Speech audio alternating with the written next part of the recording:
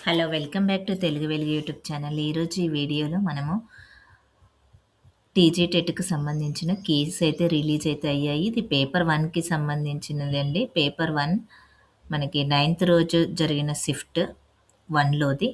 ఈ పేపర్‌నైతే చూద్దాము. ఈ పేపర్‌లో ఏమన్నా అబ్జెక్షన్ చేసే క్వెషన్స్ ఏమన్నా ఉన్నాయా? ప్లస్ ఇంకా ఏమన్నా క్వెషన్స్ మిస్టేక్స్ అయ్యాయా? అనేదైతే చూడండి. వీటిలల్లో ఏమన్నా ఉంటే అబ్జెక్షన్స్ అయితే రైజ్ చేయండి.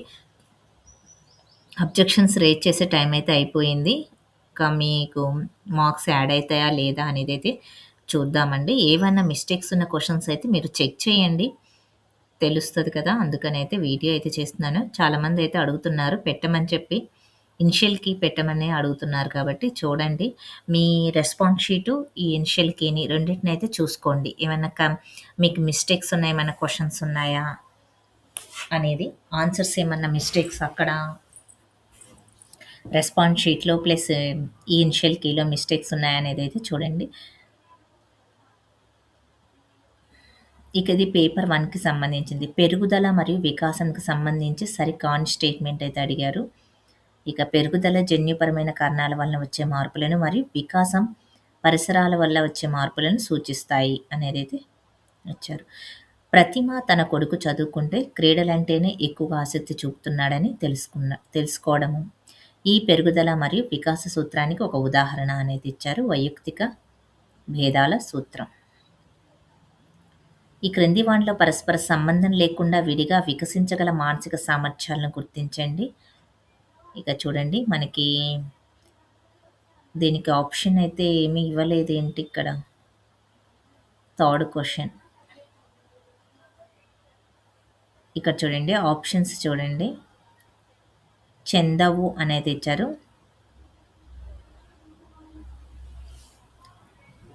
పరస్పరం సంబంధం కలిగి ఉంటాయి మరియు విడిగా ఎప్పుడు వికాసం చెందవు అని మనకి ఫస్ట్ ఆప్షన్ అయితే ఇచ్చారు. ఈ క్వెషన్ అనేది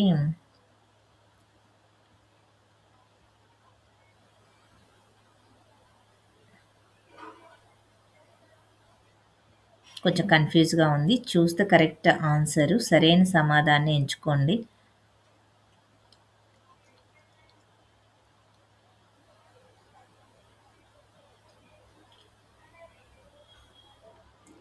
ఈ క్వెషన్‌కైతే మనకి మార్క్స్ అయితే రావచ్చు. ఒకసారి అయితే చెక్ చేయండి ఈ క్వెషన్ గురించి.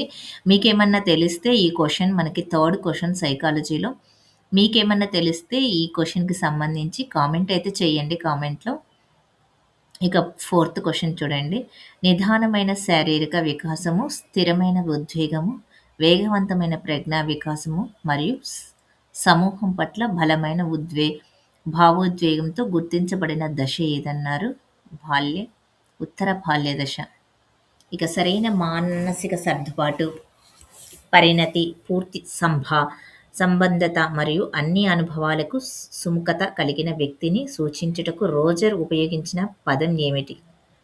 Pulling, functioning person.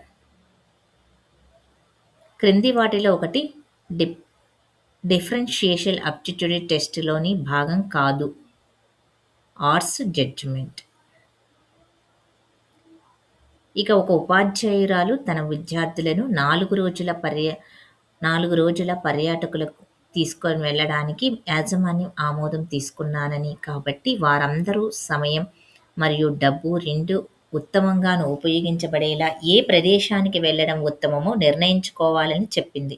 విద్యార్థులకు ఇచ్చినటువంటి కృత్యం దీనికి సంబంధించింది. సమైక్య కృత్యం, సమైక్య ఆలోచన అందరూను కాబట్టి. ఇక స్టేట్మెంట్‌ని చదవండి అనేది ఇచ్చారు. మనకి దీనికి ఏ మాత్రమే కరెక్ట్ అనేది ఇచ్చారు. ఇక ఏ స్టేట్మెంట్ మూర్తిమత్వం యొక్క ముఖ్యమైన లక్షణాల్లో ఒకటి మనలో ప్రతి ఒక్కరూ ఒక ప్రత్యేకమైన వ్యక్తి.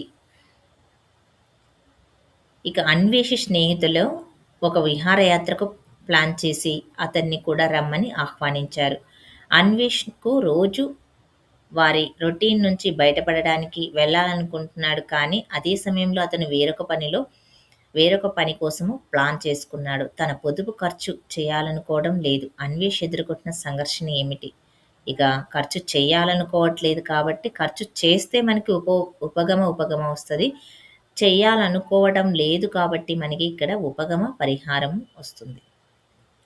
ఉపాధ్యాయులు ఒక తరగతిలో ఒక కొత్త పద్ధతిని ఉపయోగిస్తూ విద్యార్థి అభ్యసనం పైన దాని ప్రభావాన్ని చూడటంలోని పరతంత్రం అంటే స్వతంత్ర చరం అంటే అతనికి స్వతంత్రంగా ఉండేది. పరతంత్రం అంటే మధ్యలో వచ్చేది.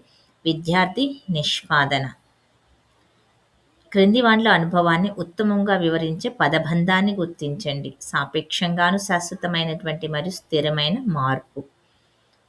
ఇక స్కిన్నర్ ప్రకారము క్రింది వాటిలో ఒకదానిని అభ్యసనలో ఎక్కువగా ప్రాధాన్యత కలిగి ఉంది. ఒక దానికి అభ్యసనలో ఎక్కువగా ప్రాధాన్యతను ప్రవర్తన మరియు పరిణామము. ఇక ఒక ప్రదర్శనలో తప్పిపోయిన ఒక చిన్న పిల్లవాడు కొన్ని గంటల తర్వాత తన తల్లిదండ్రులతో తిరిగి కలిశాడు. ఈ కారణంగా అతనికి అన్ని బహిరంగ ప్రదేశాల అంటే భయం పెరిగింది. అతని తండ్రి రద్దీగా ఉండే ప్రదేశాలతో ఆహ్లాదకరమైనటువంటి అనుభవాలు ముడిపడేలా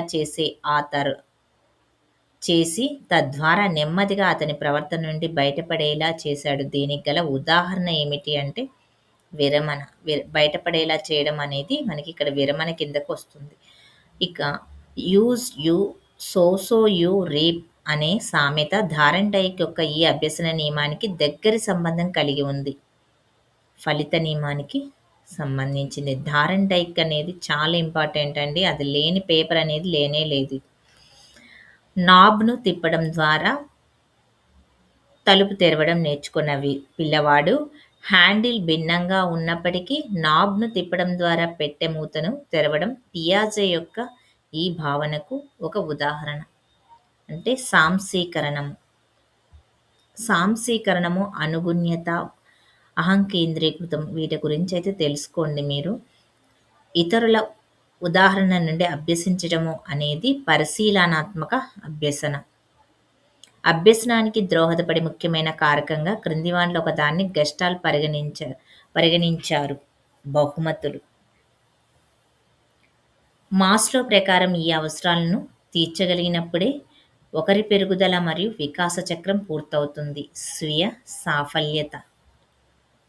ఈ రకమైన సంస్మృతిలో కొత్త వాటిని నేర్చుకొనుటకు పాత ముద్రలను తుడిచివేశారు.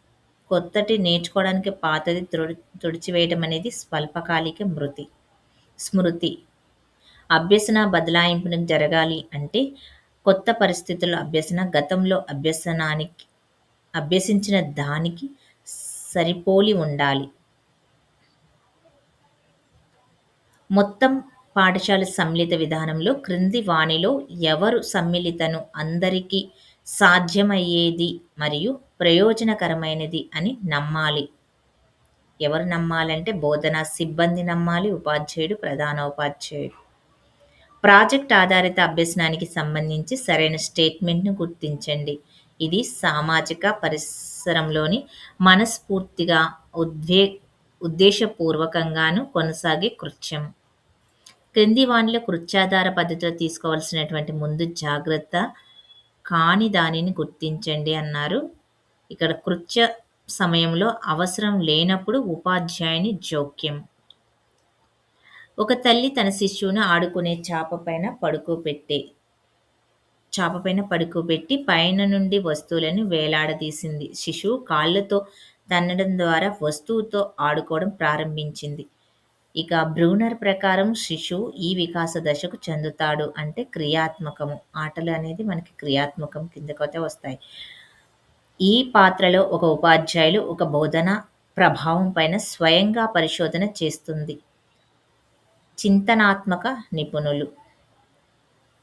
ఇక ఇన్ఫర్మేషన్ అండ్ కమ్యూనికేషన్ టెక్నాలజీ సందర్భంలో ప్రింటర్ అనేది మనకి అవుట్పుట్ డివైస్ కిందకైతే వస్తుంది. మనకి ప్రింటర్ అనేది బయటికి ప్రింట్ వస్తుంది కాబట్టి మనకి ఇది అవుట్పుట్ డివైస్.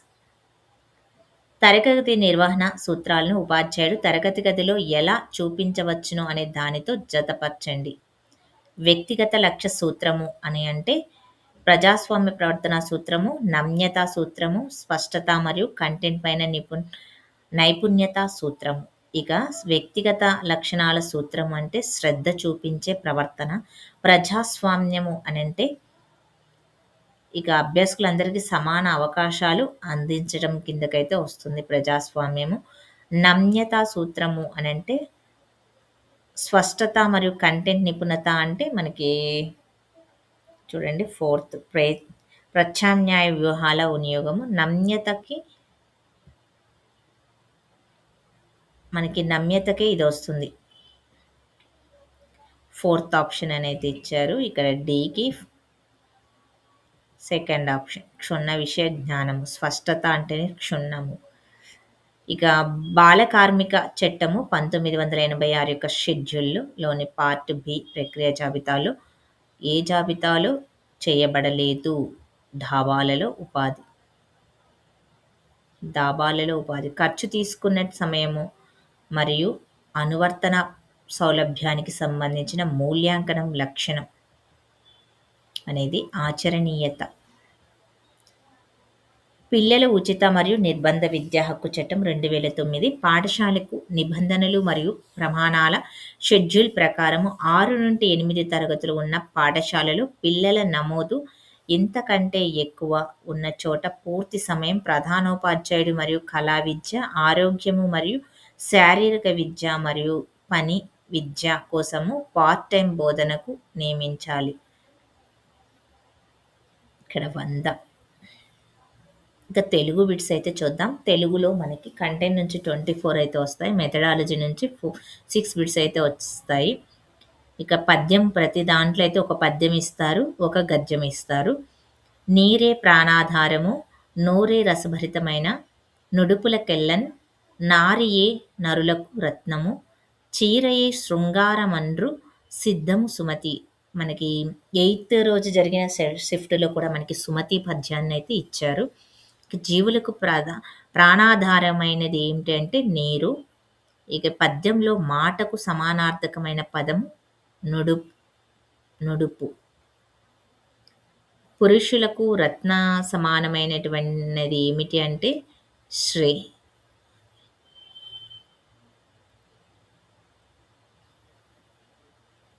నారియే నరులకు రత్నము. రత్న సమానమైనది నారియే అంటే ఇక్కడ పురుషులకే, స్త్రీలకు. ఇక అలంకారాదులలో శ్రేష్టమైనది చీర. ఆభరణాలు కదా ఇక్కడ చీరయే శృంగారమండ్రు సిద్ధము సుమతి.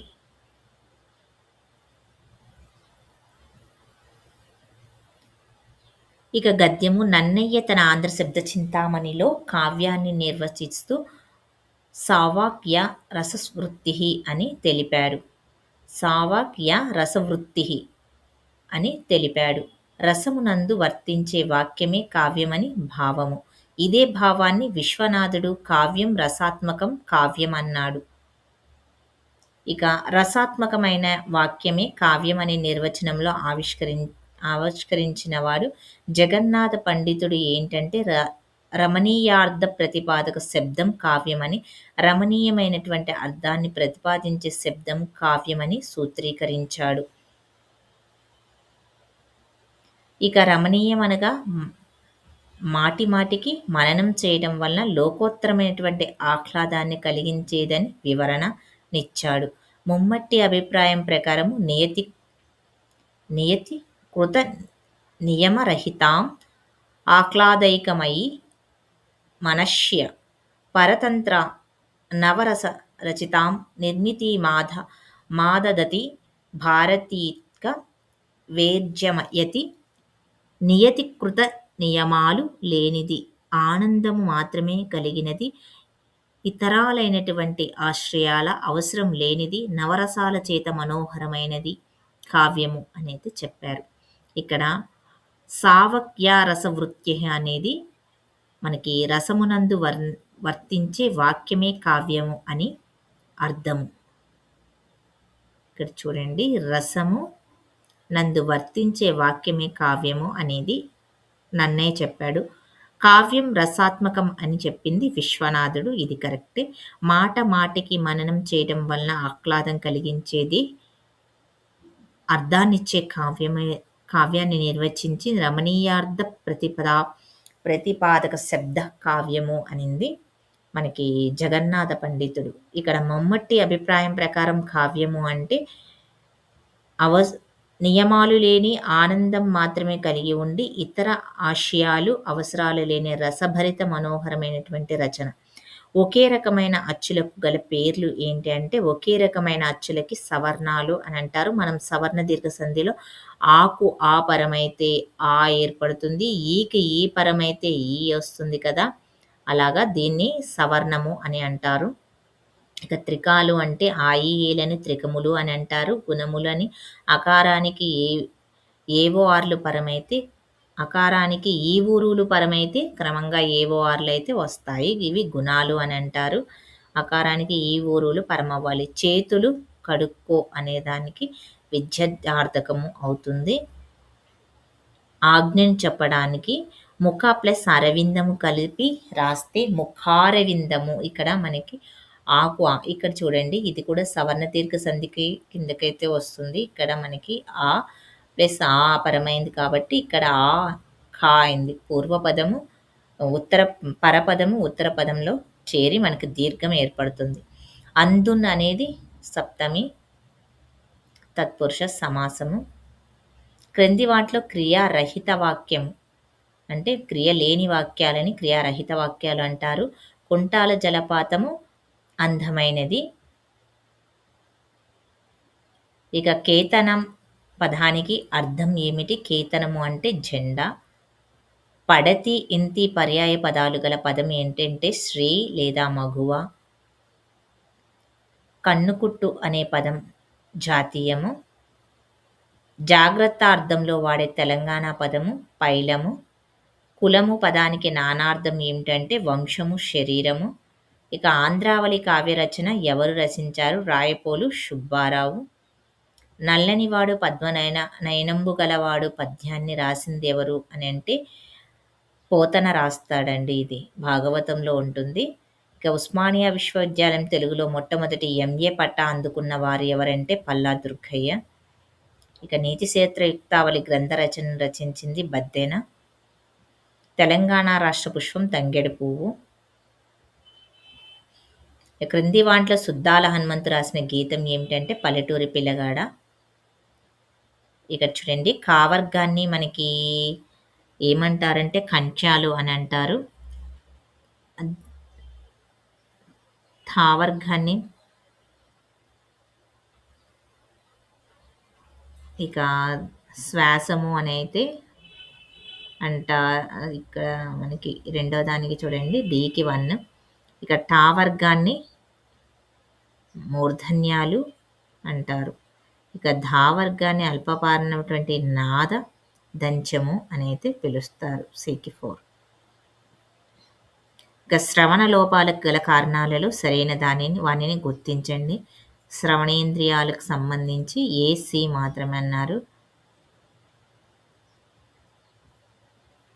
ఇక ఒక నిర్దిష్ట కాలానికి సంబంధించిన భాషా స్వరూప స్వభావాలను వివరించి తెలియజేసేది వర్ణనాత్మక వ్యాకరణము. ఇక ప్రథమ భాషా వాచక బాహ్య లక్షణాలు ఏమిటి అంటే ముఖ చిత్రము, ముద్రణ, పరిమాణము, చిత్రణము. న్యూరోఫోన్ను అభివృద్ధి చేయడం ద్వారా వినికిడి శక్తిని కోల్పోయిన వాడు స్పష్టంగా వినగలిగేటట్లు చేయవలసిన శాస్త్రజ్ఞుడు. ప్రాక్టిక్ ప్లానగల్. ఒక మంచి ప్రశ్నాపత్రం యొక్క లక్షణాలు విశ్వసనీయత ఉండాలి, సప్రమాణత ఉండాలి, వస్తునిష్టత, ఉపయోగిత అయితే ఉండాలి. మనకి ఇక్కడ నుంచి ఇంగ్లీష్ బిట్స్ అయితే స్టార్ట్ అవుతున్నాయి. ఇంగ్లీష్ బిట్స్ మనకి 30 బిట్స్ దాకా అయితే ఉంటాయి. 24 కంటెంట్, 6 మెథడాలజీని. వీటిలలో కూడా ఇట్లలో చూడండి మిస్టేక్స్ ఏమన్నా ఉన్నాయేమో. ముందు షిఫ్ట్లలో కొన్నిటికైతే మల్టిపుల్ కరెక్ట్ ఆన్సర్స్ అయితే ఇచ్చారు. కొన్ని సెషన్లలో అయితే బిట్స్ యాడ్ స్కోర్ కూడా ఇచ్చారు. ఆల్రెడీ కొన్ని మనకైతే ఇవి చెక్ చేసే పేపర్స్ అయితే ఇనిషియల్ కీనైతే అప్లోడ్ అయితే చేశారు. ఇక్కడ చూడండి మనకి ఇక్కడ మ్యాథ్స్‌లో చూడండి 30 బిట్స్ అయితే ఉంటాయి. ఈ 30 బిట్స్‌కి గాను కంటెంట్ 24 ఉంటున్నాయి. మిగతావి చూడండి. మీకే దీంట్లో ఏమన్నా మ్యాథ్స్‌లో ఏమన్నా మిస్టేక్స్ ఉంటే చెప్పండి. వాటికి మిగతా వాళ్ళు కూడా చూస్తారు. కామెంట్‌లో పెట్టండి. ఇక ఇది చూడండి. ఈ క్వెషను మనకి అబ్జెక్షన్స్ రేజ్ అయితే చేశామని చాలామందైతే చెప్తున్నారు. ఇది ఒకసారయితే మీరు చెక్ చేయండి. క్వెషన్ ఐడీ చూసుకోండి. ఇక్కడ 222 లాస్ట్ డిజిట్స్ ఇవి ఈ క్వెషన్‌కి మల్టిపుల్ ఇక్కడ 2 కరెక్ట్ ఆన్సర్స్ ఇచ్చారు కదా! ఈ మల్టిపుల్‌గా ఇచ్చారు దీంట్లో. అందుకనే ఈ క్వెషన్ అనేది దీనికి మార్క్స్ యాడ్ అయ్యే ఛాన్సెస్ అయితే ఉంటాయి. అంటే ఈ ఇప్పుడు మార్క్స్ మీకు దీంట్లో ఇచ్చారనుకోండి ఫైనల్ కీలో, ఈ ఫస్ట్ ఆప్షన్ పెట్టిన వాళ్ళకి ప్లస్ ఇక్కడ థర్డ్ ఆప్షన్ పెట్టిన వాళ్ళకి మార్క్స్ అయితే యాడ్ అయితే అవుతాయి. ఇక 99 క్వెషన్ అది దీంట్లో. ఇనిషియల్ కీని చూసుకోండి. మీరు ఏదైనా సరే మీరు మీ రెస్పాన్స్ షీట్ కాదు. మీ రెస్పాన్స్ షీట్ అనేది ఓన్లీ మార్క్స్ కౌంట్ చేసుకోవడానికి మాత్రమే మీ రెస్పాన్స్ షీట్.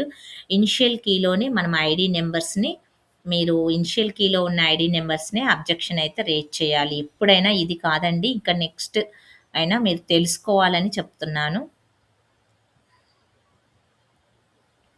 దీంట్లో మనకి మ్యాథ్స్‌లోనే 2 క్వెషన్స్ అయితే ఉన్నాయని చెప్పారు. నైన్త్ షిఫ్ట్‌లో. ఇంకా ఏమన్నా క్వెషన్స్ ఉంటే మీరు కామెంట్ చేయండి. వాటికి కూడా ఈ సెషన్‌లో మనకి ఎన్ని మార్క్స్ యాడ్ అవుతున్నాయనేదైతే తెలుస్తుంది. ఇదిగో చూడండి ఈ ఐడీ కూడా మీరు ఎంటర్ చేసుకోండి. ఈ ఐడీ కూడా మనకి మిస్టేక్ ఉంది. వీటిల్లో నేను ఈ మిస్టేక్స్ ఉన్న క్వెషన్స్‌ని నేను ఫైనల్‌కి వచ్చిన తర్వాత ఇవి డిస్క్రిప్షన్‌లో పెడతాను చూసుకోండి. ఇక చూడండి ఏడాది 12 సంవత్సరాలు 6 నెలల్లో అసలు రెట్టింపగుట అనే దానికి 8 అని చెప్పేసి చాలామందైతే చెప్తున్నారు మ్యాథ్స్‌లో. ఈ ఇది కరెక్ట్ ఆన్సర్ అంట. ఇది కాదు అని జెప్పారు. ఇదైతే చూడండి మనకి ఫైనల్‌కి వచ్చినప్పుడు దీంట్లో మార్క్స్ యాడ్ అయితాయేమో అనేది చూడాలి. వెయిట్ అయితే చేయండి. ఆ 2 మ్యాథ్స్‌లో 2 క్వెషన్స్ అయితే దీంట్లో అయితే ఉన్నాయి. ఇంకా మీకు తెలిసి ఏమన్నా ఉంటే గిన అవి కూడా కామెంట్ అయితే చేయండి. మీకు తెలిసినవి ఉంటే గిన.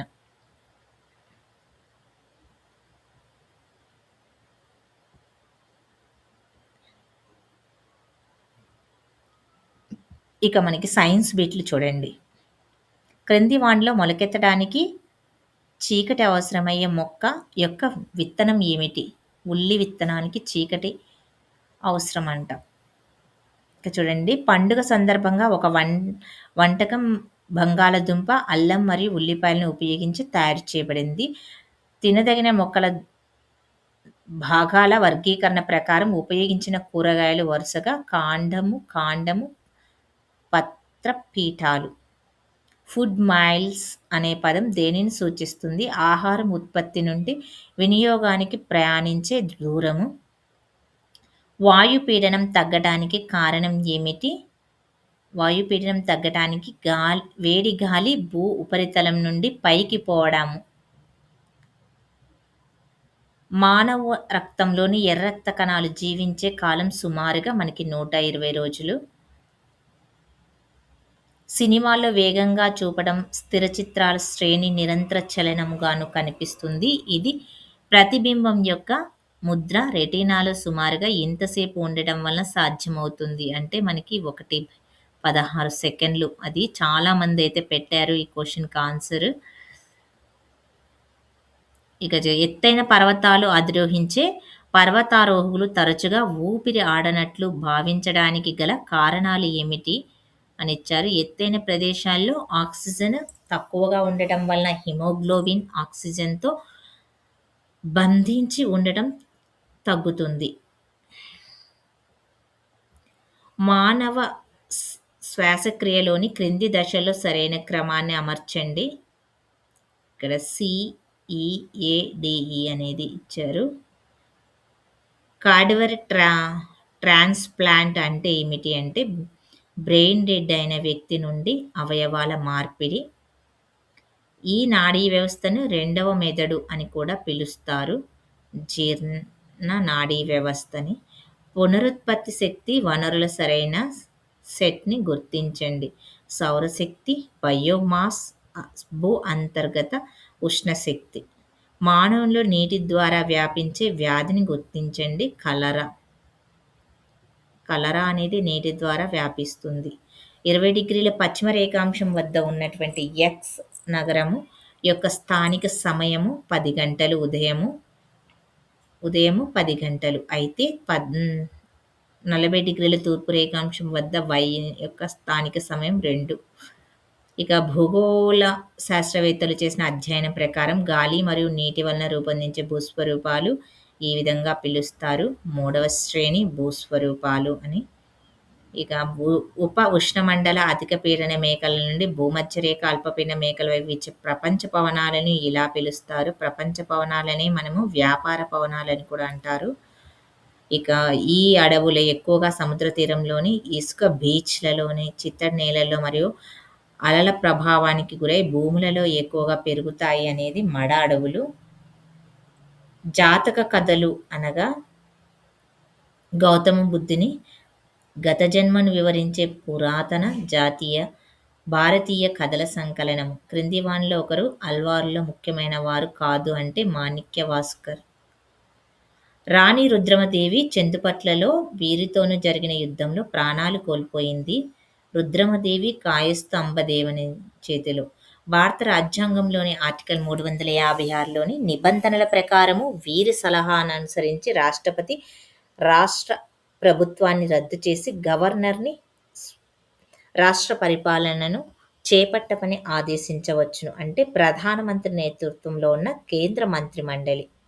శ్రీకృష్ణదేవరాయల కాలంలో విజయనగర సామ్రాజ్యాన్ని సందర్శించిన యాత్రికుడు ఎవరంటే డొమింగో ఫేజ్. నేను ఇక్కడ మీరు ఎప్పుడైనా చదివేటప్పుడు గుర్తుపెట్టుకోండి. శ్రీకృష్ణదేవరాయల కాలంలో మనకి ప్లస్ కాకతీయుల కాలంలో వీళ్ళు మనకి విదేశీ యాత్రికులు వచ్చారు కదా! ఏ రాజు కాలంలో వచ్చారు అనేదైతే అడుగుతారు. వాళ్ళ యొక్క గ్రంథాలు కూడా అడుగుతారు. ఇంకా ఇక్కడ ఈ బిట్‌లో చూడండి 356కు సంబంధించి, 352కు సంబంధించి, 360కి సంబంధించి అత్యవసర పరిస్థితులకు సంబంధించిన బిట్స్ కూడా వస్తాయి. ఇక రాష్ట్రపతి గురించి ఈ బిట్స్ కూడా మీరు చూసుకోండి. చాలా ఇంపార్టెంట్ డీఎస్సీలో కూడా రావచ్చు అవి. ఇక మొఘల్ బర్త్ రెవెన్యూ వ్యవస్థ యొక్క ముఖ్యమైన లక్షణాన్ని గుర్తించండి. భూమిని జాగ్రత్తగా సర్వే చేసి సగటు ఉత్పత్తి ఆధారంగా ఆదాయాన్ని నిర్ణయించడం. భారత రాజ్యాంగాన్ని రూపొందించడానికి ఆగస్టు 29, 1947న ఈ కమిటీ ఏర్పాటు చేయబడింది. ఎవరంటే ముసాయిదా కమిటీ. ముసాయిదా కమిటీ అధ్యక్షులు ఎవరనేది కామెంట్ అయితే చేయండి. బిఆర్ అంబేద్కర్. తెలంగాణ రాష్ట్రంలో ఈ జిల్లాలో బొగతా జలపాతాలు ఉన్నాయి. ఈ బొగతా జలపాతాలు ములుగులో ఉన్నాయి. క్రింది వాటిలో డిజిటల్ బోధనా సాధనాన్ని గుర్తించండి.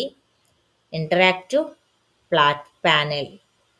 వార్షిక ప్రణాళికను రూపొందించేటప్పుడు పరిగణించవలసినటువంటి ముఖ్యమైన అంశం ఏమిటంటే పుస్తకం యొక్క తాత్విక నేపథ్యాన్ని అర్థం చేసుకోవడము. క్రింది వాక్యాలలో ప్రాజెక్ట్ బోధనా పద్ధతికి సంబంధించి సరికానిది ఏంటి? ప్రాజెక్టు పద్ధతి ఉపాధ్యాయ కేంద్రీకృత పద్ధతిని అనుసరిస్తుంది.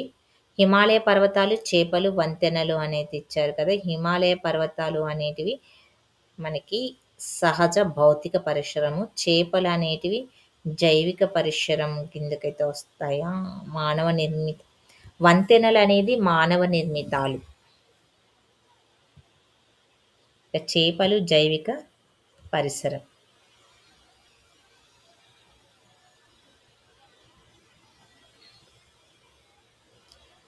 ఒక పరిసరాల విజ్ఞాన ఉపాధ్యాయుడు 5వ తరగతి విద్యార్థులకు ట్రాఫిక్ సిగ్నల్ శీర్షిక పైన తరగతి గదిలో పాటలు పాడించను. ఆ ఉపాధ్యాయుడు నిర్వహించిన కృత్యం ఈ రకానికి చెందింది. మొదటి తరగతి కృత్యము.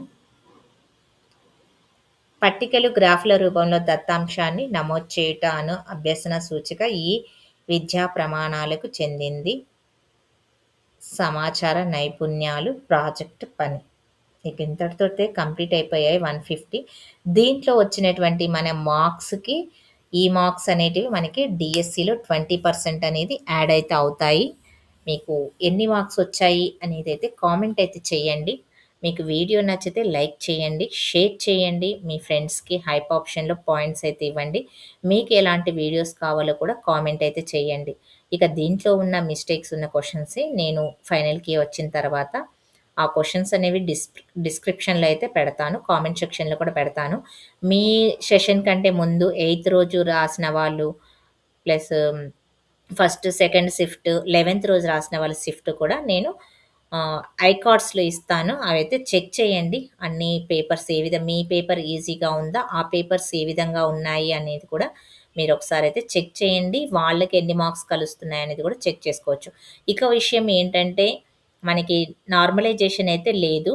కాబట్టి మీకు మార్క్స్ పెరగడం, తరగడం అనేది ఛాన్స్ అయితే లేదు కాబట్టి, ఇక్కడ మీరు అబ్జెక్షన్ పెట్టిన వాటికి మనకి కలిసే మార్క్స్ మాత్రమే అక్కడ యాడ్ అవుతాయి. దీంట్లో మొత్తం ఓవరాల్‌గా మనకి 2 బిట్లు మాత్రమే ఉన్నాయి. ఆ 2 బిట్లు కూడా మనకి 2 మ్యాథ్స్‌లో నుంచి రావడం అయితే జరిగింది. ఒకటి మనకి సైకాలజీలోనేమో ఒక బిట్‌కి ఆన్సర్ కరెక్ట్‌గా లేదు.